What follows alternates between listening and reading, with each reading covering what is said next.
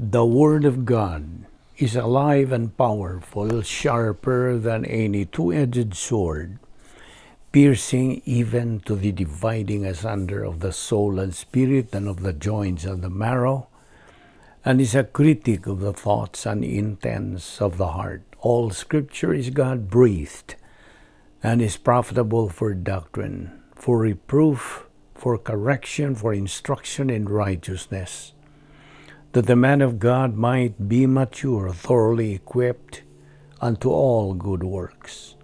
Study to show thyself approved unto God, a workman that needeth not to be ashamed, rightly dividing the word of truth. Proverbs 16:25, there is a way that seemeth right unto a man, but the end thereof are the ways of death. Romans 8:39, no power in the sky above or in the earth below. Indeed, nothing in all creation will ever be able to separate us from the love of God that is revealed in Christ Jesus our Lord. Amos 8:11, behold, the days come, saith the Lord God, that I will send a famine in the land, not a famine of bread, nor a thirst for water, but of hearing the words of the Lord.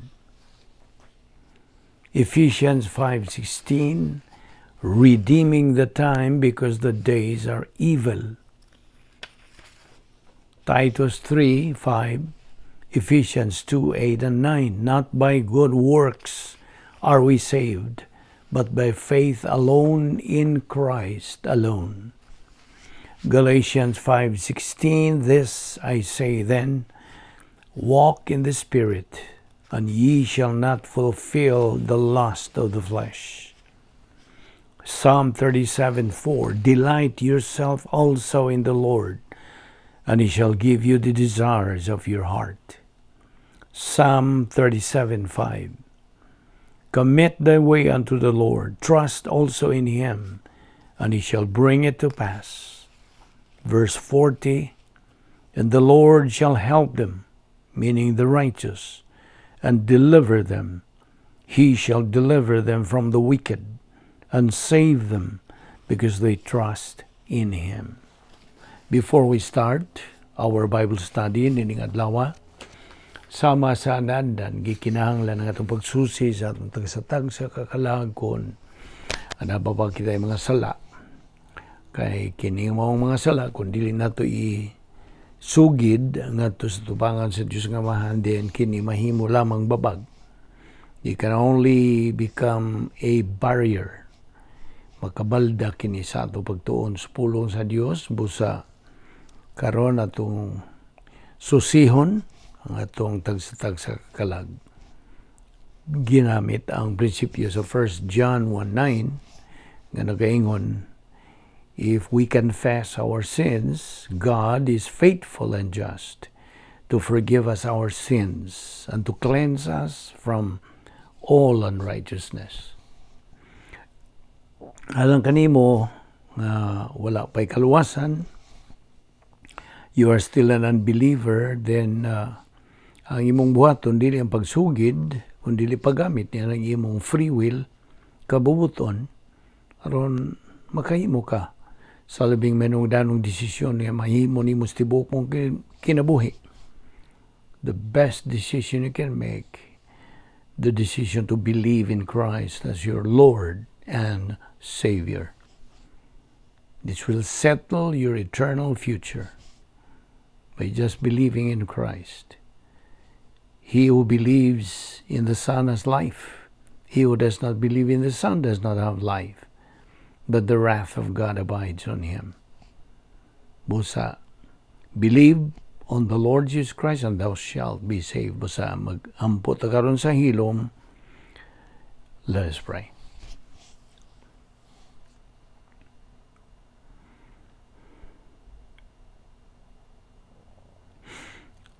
Balaan na mga Diyos, nagpasalamat kami kanimo nining lain sa mga adlaw nga imong gipadangat kanamo buhi pa kami ning among lawas sa skill pa kini nga lihok o nga pa kami kalantip sa among pangunahuna, kini gumikan lamang sa imong kaluoy, sa imong gugma, imong grasya. We don't even deserve to be alive. Panikaw ang tinuwanon magayon og nagalihok pang imong plano sa tagsa na mo kakalag. Busa, nagampo kami nga unta kini nga among pagkabuhaton pagtuon sa imong pulong mahimo kining panalangin sa among kinabuhi o among kining ikadugang sa among mga doktrina nga napundo din sa among kalag aron mao kini among gamiton sa pagatubang sa bisag unsang kahimtangan sa kinabuhi in every circumstance in life. And so aron kini among kinabuhing espirituhan nun magmalampuson o magbadinaugon kami diya sa imong tubangan. Salamat niining maong grasya nga mong ipahimoslan bani kami tudloy kami sa klaro og tataw pinagi sa paggahom kanamo sa Espiritu Santo. Kining tanan among gipasalamatan sa ngalan ni Ginoong Hesukristo. Amen. Maayong adlaw sa tanan atong mga subscribers. Atong giunahon ang atong mga subscribers who have been faithful in following our daily Bible study. Adlaw-adlaw man kini og ayaw lang katinga kamong mga bag-o nga maura kini paagi natong makatuon kita sa pulong sa Dios adlaw-adlaw. Mahimo ngayong tataw tin-aw sa atong una-una ang iyang pulong. Kamusod na sa atong pangunahuna, ug mao na ni atong gamiton sa atong paghuna-una. Nga ang resulta niini mao ang una-una sa Dios. O nga kami, nga mga ato lang niinon kami, nga mga magtutuo ni Ginoong Hesukristo, nagatuo gayud sa hugot. Bahin niini, kay gibaruga namo nga dili man mamakak ang Dios sa iyang isulti tinuod man o iya gyud ang tumanon. God keeps His word. Ug mao nga ato kining ginabuhat adlaw-adlaw aron sa ingon niya na ang pulong sa Dios mahimo yung tataw. It will sink in sa atong kalag. Ug masilsil lagi kay kining atong paagis pagtuon sinilsilay man gyud ni. Buot pasabot the inculcation method. And we do it on a daily basis, not on a weekly or monthly or yearly sa panahon nga ganahan lang ka, no. This should be our top priority. Pagtuon sa balaang pulong sa Dios. Kaya mora kini ang atong instruction manual sa Dios nga atong magamit. Aron sa ingon niya na makasunod kita gyud to the letter sa iyang kabubuton. So ang resulta magkinabuhi kita, kinabuhi that is really pleasing to God. O nga ato siyang mahimaya, of course dili magkita makahimaya niya, siya man gyud ang makahimaya sa Dios kay ang proseso nga ato nang gitunan lagi nga magsunod lang kita sa iyang mando. Obey His word o pinagi sa pagtuon siyang pulong adlaw-adlaw aron magatubo kining atong kalag. Kay mo man kaniyang mando. Patubuan na atong kalag pinagi sa pagpakaon niini sa iyang mga pulong. Man does not live by bread alone, but by every word that proceeds from the mouth of God. Okay. So, nata magsugod ato lang labason sa itong panunduman. By the way, niya po kita nagadupot ni nga itong tunanan nga giuluhan og how to be hopeful in a hopeless world. Yes, niya makita din yung kalibutan na nga way paglaom kay nagakadunot naman yun kining maong kalibutan nga gidumala ni Satanas. Gitugutan malagi siya sa Dios pag dumala kay gumikan niya itong gubat nga espirituhanon. Okay? So, mao ni. Atong gitun-an ang mga puntos doktrina. Kagahapon, naghisgot kita bahin sa, ato lang labaso, no? Okay. Masig nakalimot na kakatong gihisgutan kagahapon nga there are three major truths. Tulo ka mga matang sa mga kamatuoran. Ang mga balaod sa Diyos ng katukuran, laws of divine establishment, kanay una. Ikaduha, ang maayong balita sa kaluwasan, the gospel. O ang ikatulo, ang pulong sa Diyos, Bible doctrine. So these are the three major truths nga gikinahanglan kitang mga katawhan pahiluna sa atong kaugalingon, adjust ngadto nining tulo ka mga kamatuoran. Now, timani nga ang prinsipyo nga atong gibarugan nga God protects His Word. So when His Word is transferred to our soul, God protects us where the Word of God is found and working. So diyan naman ang pulong sa Dios atong kalag. Ato naman gi-absorb, kay ato magisunod kining atong slogan nga Operation SLBA. S, study, L, learn, B, believe, and A, apply. Okay? So, we have seen that God always honors and vindicates doctrine. God has been keeping His promises to safeguard and protect the Bible. Aron sa ingon niya na, mo dangat gayon kini, right where you are. Ang tuyo, that you will be able to study His Word and have it transferred to your soul.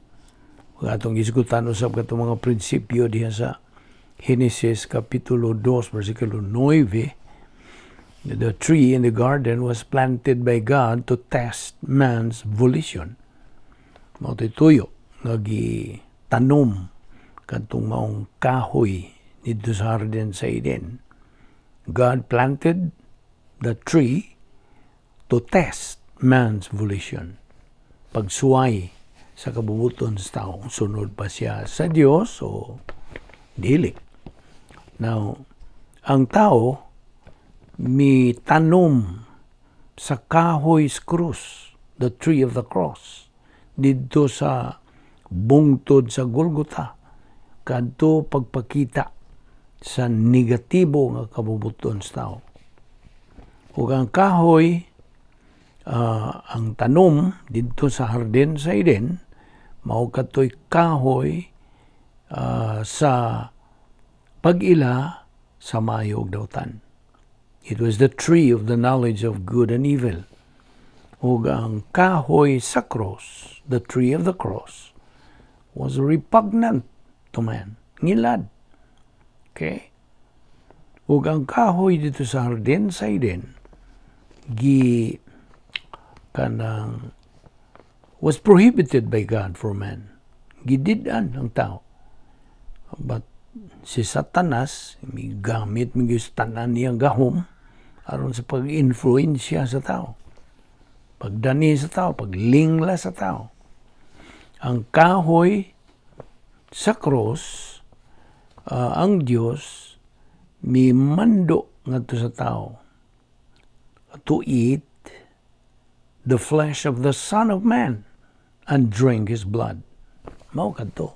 Ug ato lang mabasa di sa Juan 6:53. Now the tree in the garden, by way of eating its fruit, brings physical and spiritual deaths. Mao kadto gidala. Ang kahoy dito sa harden sa Eden, pinagis pagkaon sa bunga niini nagadala kining physical o spiritual nga kamatayon. Apan ang kahoy sa cross, by way of accepting, believing sa pagpuli ng kamatayon ni Ginoong Kristo, substitutionary death of our Lord Jesus Christ, kadto nagadala og espirituhanong kinabuhi. Sabta gina.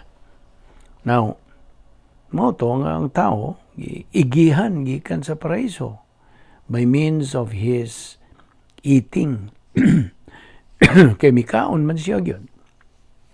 Misupil man gyud siya sa pahimangno sa Dios. Dili pagkaon niya itong bunga nitong kahoy sa pag-ila sa mayong dautan. O kadtong ilang pagkaon niya to, nagdala kadto pagtunglo, cursing. O man, by eating of, or by way of eating the tree of the cross, enters paradise, brings blessings. Nakasabot ka ba sa akong buti kanang dadon ako diya sa imong atensyon? Nang mo itong akong gingon nimo nga, diya Genesis 2, versikulo 16, diha sa kanang Hebrehanon nga pulong akal, A-K-A-L, akal. This is na sa qual infinitive absolute o qual imperfect sa grammar sa Hebrehanon. O kadto nagpasabot sa in English, thou mayest eat. Mo to gingon sa Dios. Now, but pasabot, eating, you may eat. Sa imong pagkaon, kumaon ka. Sakto ba ng Bisaya? Now, unsa man ang impasiya nini? Ang impasiya mo kani, ang Dios misangkap kang adan everything to eat. Mao to gisangkap sa Dios. Paminaw. Mao kadtoy sinugdanan sa paglihok sa kabubuton. You may. Sabot ka. Mao nang nagaingon og you may. Kaya mahimong makapili ka, makahimong salikway ka. You see? That's the function. That's the beginning of the function of volition. Now, naipangutan na. How did God design you for eating? Unsa man? Giunsa man pag kanang disenyo sa Dios. Well, ang tubag, for you to enjoy the food that you eat. Diba? Aron nga imong himuslan. Enjoy ka sa mong pagkaon. So, ang subject niya eating. Ang pagkaon. So, atong establishar nga ang tanan makakaon. Tungod kay grasya makana. Gusto? Grasya. Ang pagkaon ba? Ang process o proseso sa pagkaon. Now, ang Dios nagahatag kanimo ni ining musunod. Kaluwasan o ang grace apparatus for perception. Ang kaluwasan diha sa Juan 6:56 ngadto 58. O ang grace apparatus for perception na diha sa Jeremias kapitulo 15 bersikulo 16. Now, ayaw kalimot niya itong pulong sa Diyos sa Mateo 4:4 nga ang tao dili mabuhi pinagi sa tinapay lamang, kundi pinagi sa pulong sa Diyos nga magagula sa baba sa Diyos. Now, okay. Ato ra kong tukbilon pag-usab kining sala ug ang dautan, sin and evil. Okay. Ang sala, sin, kanang temporaryo ra ni. Nga naman, tungod kay gisangkapan man ta sa Dios og rebound ang pagsugid sa itong mga sala. So, temporaryo. Sa panahon nga kita makasala, then gamit dayon ta sa rebound, pagsugid. So, balik na punta sa itong pagkikumbitay sa Dios. Gusto? Apan ang dautan, evil, dili man ni ma-rebound. Di man ni mo ni masugid. Nga naman, tungod kay wa man na pasaylua dito sa cross. Only sin was forgiven, not evil. So evil, therefore, is between good and evil. Basta? Tingali mo tanag unsa maguning evil, unsa man yun ang dautan. Well, ako kang hatagag definition sa evil. Evil, paminaw. Evil is all policies of the world. Tanang mga policy. Paminaw. Ang usa ka magtutuo nga muhunong, muundang sa pagtuon sa pulong sa Dios, malambig itra ba ni dautan.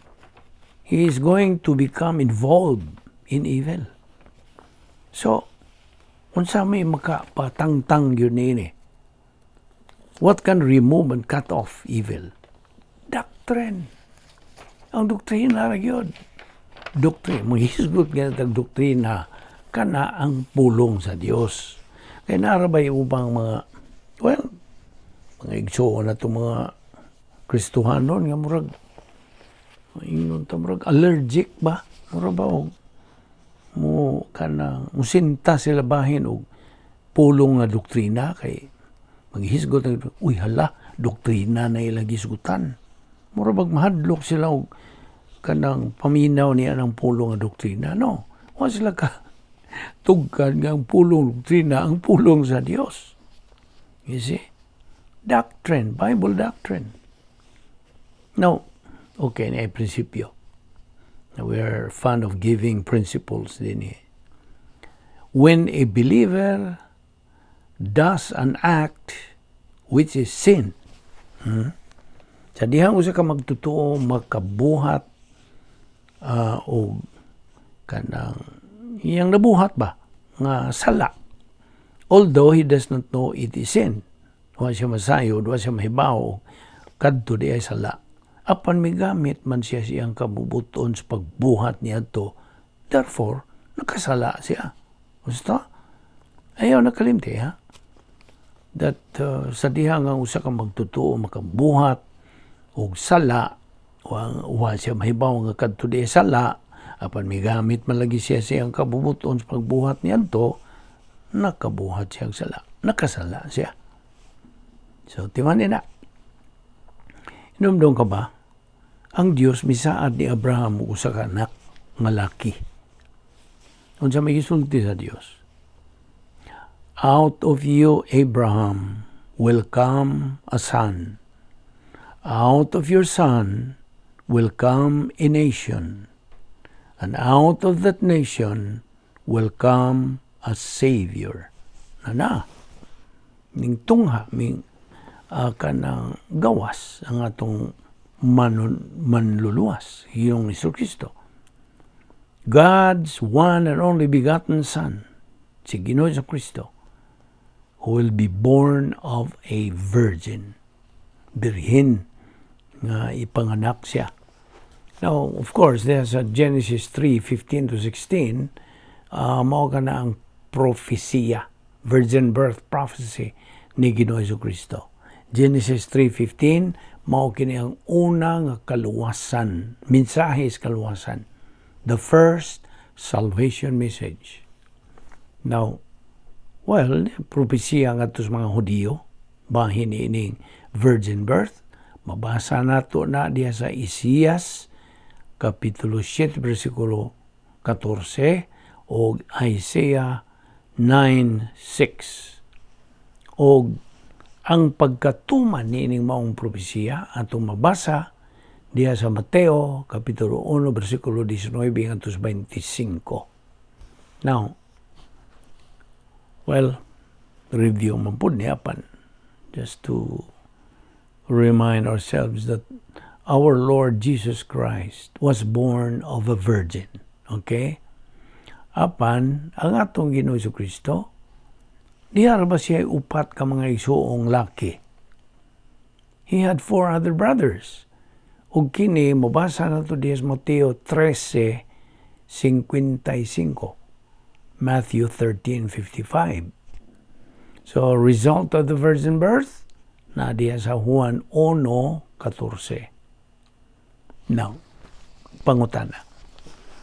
Unsa man ang nakaluwas sa tao kung bahin na sa buhat sa kaluwasan ni Ginoo Kristo, unsa man. Ang iya bang physical nga kamatayon o spiritual? Pili. Ako nga tagaan o pasulit. What death has saved mankind? Spiritual or physical? Tubag ang iyang spiritual death. It is Christ's spiritual death which saved us. Ngamdom ba ka itong formula? Nga unsaon nga mahukman ang tao, mga kondinado ang tao? AOS plus OSN equals spiritual death. Mana formula. Adam's original sin, lugangan pa sa old sin nature equals spiritual death. Namo na. Unsa man ang spiritual death? Negative relationship to God. So, kay negatibo man, condemned. Tanang tao nga may mugso ni kalibutan, condemned. Kay bisa kung sa katahom, nindot, kanang himos nga bata, magawas sa tagwangkan sinahan, patay ka ng mata spiritually. Physically, buhi.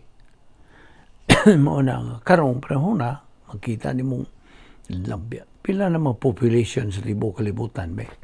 Ibo kang pila na? Ang latest statistics.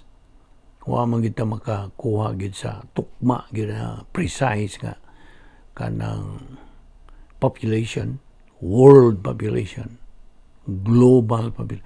It's ang latest na tong nahibawan 7.15 billion ka mga tao. Just imagine. O kini ang mga tawhana either mga magtotoo or di magtotoo. Okay? Okay. So, basing niini nga itong prinsipyo nga gisunod. AOS plus OSN equals spiritual death. Ang tanang tao nga mahimugso ni kalibutan na declared condemned. Although buhi physical. Na, mo lagi, daghang mga taong tibok, kalibutan, suroy-suroy,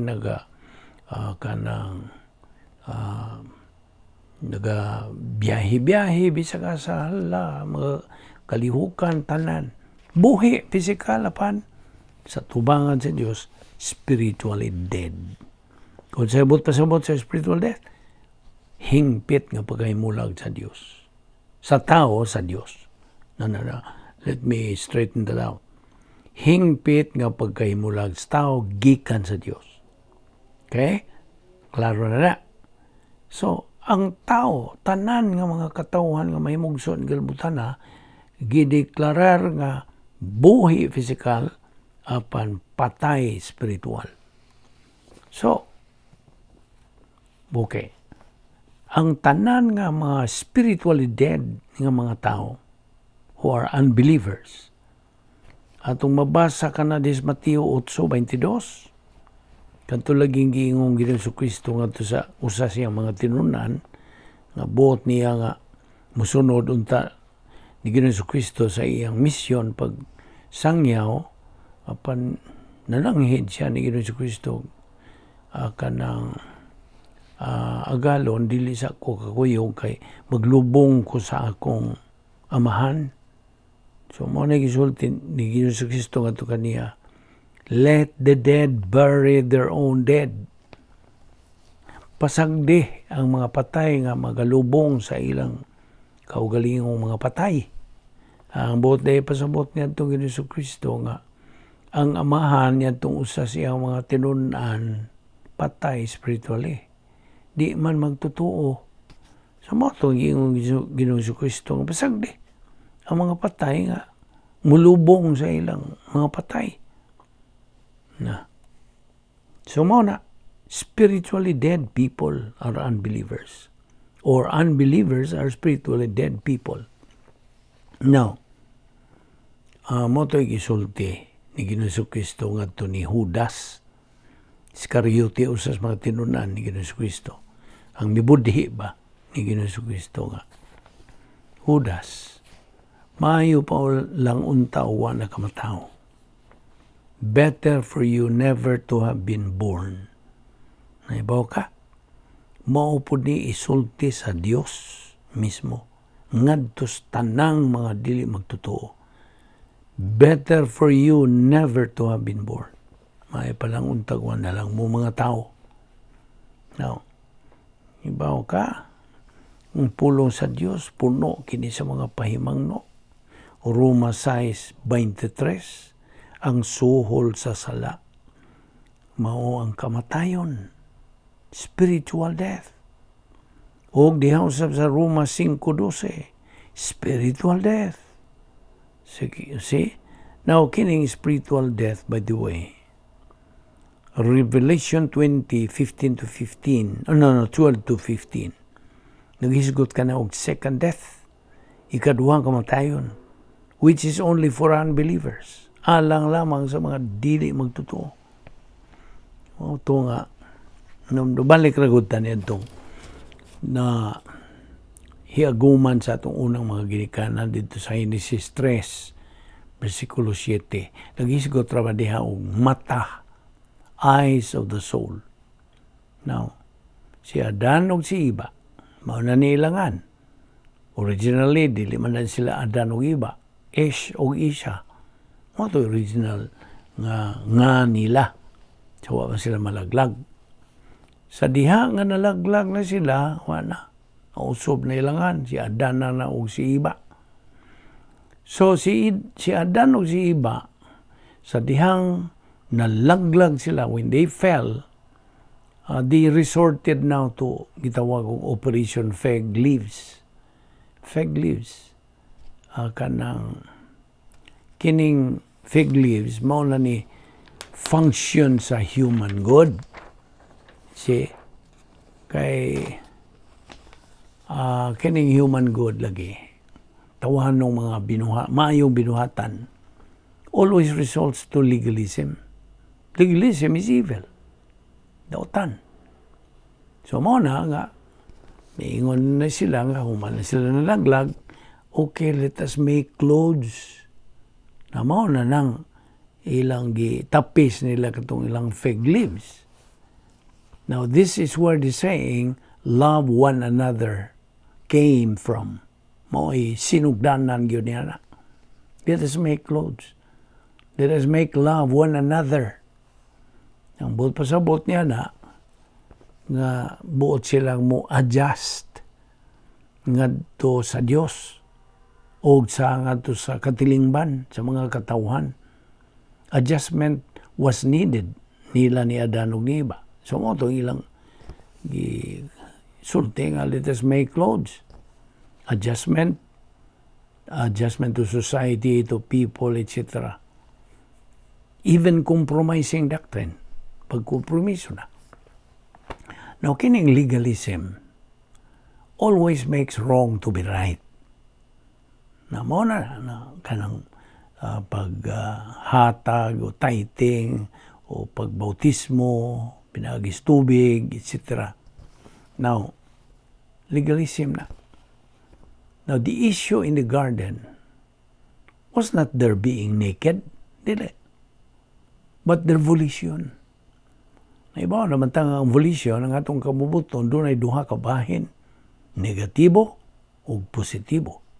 See? Kung mayroon kag mag-negatibo ka, that means musalikway ka. You reject. Okay? Apan kung mag-positibo ka din, mayroon kag mudawat ko, mutuo ko. So duha ang imong pilihan. Gikan sa imong kabubuton. Now,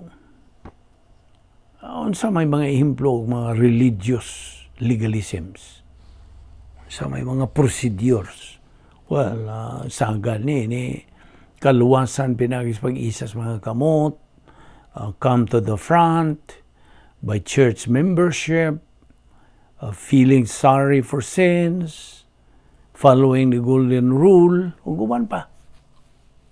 Kanun naman yun itong hisgutan. Now, bahin diha sa Roma, the book of Romans, part of Romans and the whole book of Galatians, naghisgot ka na bahin og legalism. Yeah. If you study that, that discusses about legalism. Okay, principle. A person who is spiritually dead, kinsa man sila? Mga unbelievers. A person who is spiritually dead cannot enjoy spiritual things. Nakuha niyo? Dili makapahimulos. They cannot enjoy sa mga spiritual ng mga butang. Kaya they are spiritually dead. You see? So, mo tong misuda yun ang legalism dito sa Harden sa Eden. Human, mga laglag sila si Adan o si Iba. And legalism, as we know, distorts the right interpretation of sin. Sa iyo, probag yun, ang ilang kanang hubad sa kanang buot iba sa buot yung sala. Legalism, they distort the right interpretation of sin. Now, diya sa Genesis chapter 3 verse 7, naghisgot ka na og opened pag-abri o katong akong gihatag nimo nga Hebrew nganong pulong pakak ha, P-A-Q-A-C-H, pakak. Now, ang but pasabot na yun, kining opened, not that their eyes were really open, kundi lang ilang kalag. Okay? Kuha ni mo? Ang ilang kalag, mo'y nabuka. You see? Now, kanang, bantayin nga, ang tuyo sa atong mga mata is only to see as an instrument of seeing. Basta? But what can really see, mao ang kalag. Ayaw nakalimti. So, it's not only our eyes that can see as an instrument of seeing, but what can really see, mao nga itong kalag. Now, na mga bagong paagi of seeing things. That's what Adam and Eve are experiencing now. Himplo. Mawala ito akong gihatag nga himplo ni mo. Kagapon ako ning gihatag nga sukad sa imong pagkatao, nagapuyo ka dito sa mga labaw, imong high places, mga tagas nga mga lugar, no? Now, kinatas ang dapit ba? And then suddenly, musakay kag aeroplano paingon dinhis California. Now, unsay mo makita dinhis California would certainly be far different from what you used to see. Dito si mong gigikanan. Basta? So mo naging open na buka, pakak, vision in the soul, spiritual death tungod sa kanang plus old signature. Now, mo ito itong the main question nila ni Adan o ni Iba mo nining panahon na mo kini nganong hubo naman ta? Why are we naked now? Ngano man? Tubag? Tungod kay there is now distortion and legalism. Diyan na may legalism. So sa dihang kinaiyang makasasala mo atong basihanan o atong norms and standards, there is distortion of truth. So understand that. Sa atong panahon karon, we no longer have perfect environment, of course. Wala nang perfect environment. Kadtura ilang panahon ni Adan o Eva, wa pa sila malaglag.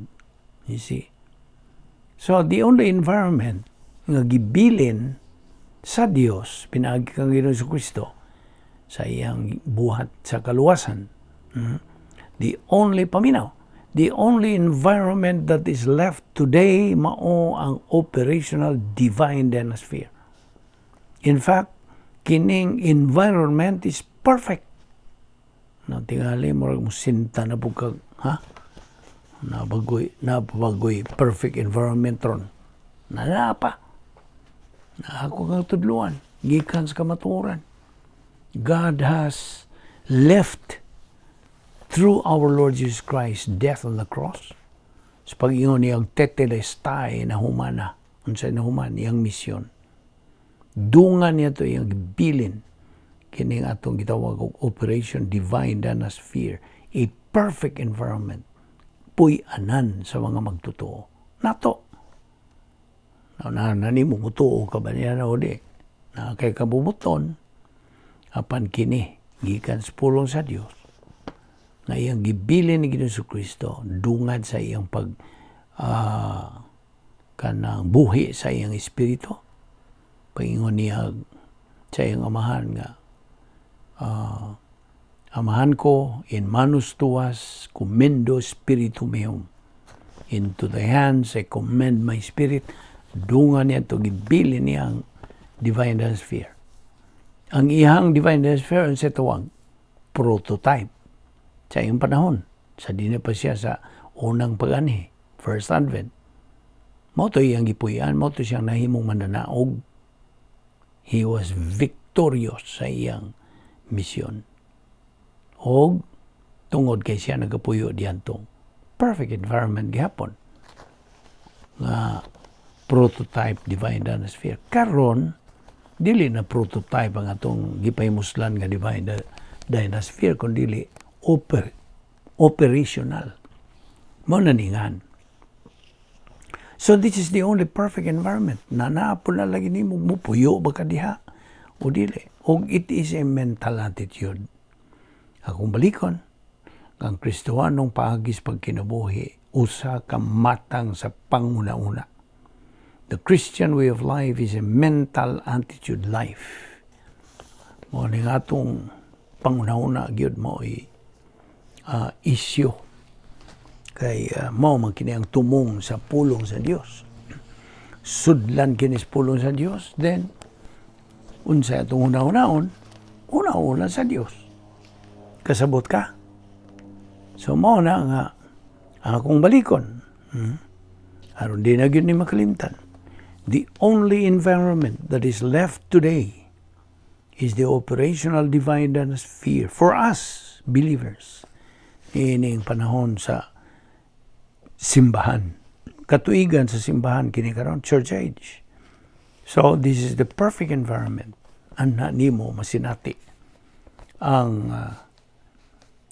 kanindot, kakulbahinam,